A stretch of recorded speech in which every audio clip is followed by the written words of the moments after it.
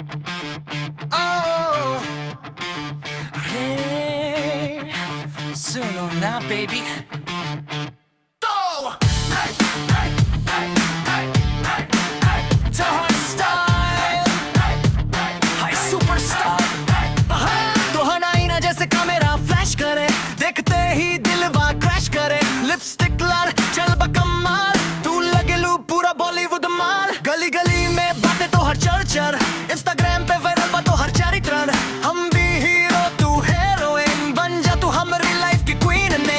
दिलवा स्टार बा तू ही प्यार बा, तो हर बिना लगेला सब बेकार बा।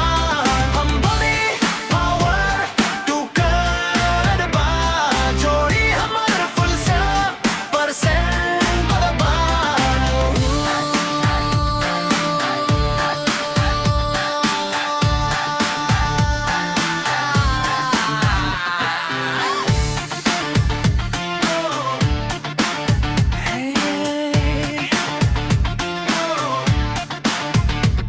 बाइक पे बैठ के जब तू चले, लोग सब मुड़ मुड़ के तो है देखे। तो हर एटीट्यूड फुल हाई लेवल, जैसे मुंबई के कोई मॉडल। सेल्फी लेके जब तू हंसेलू, दिलवा के सिस्टम हम कर देलू। तू लगलू एकदम फायर, हम बनी तो हर बिगेस्ट एडमायर। दिलवा स्टार बा तू ही प्यार बा, तो हर बिना लगेला सब बेकार बा।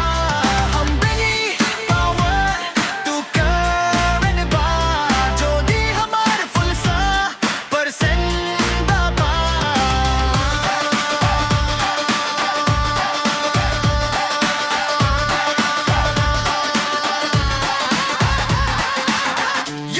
Yo, देसी swag, full tag, तो हर पीछे पूरा लगल बा crowd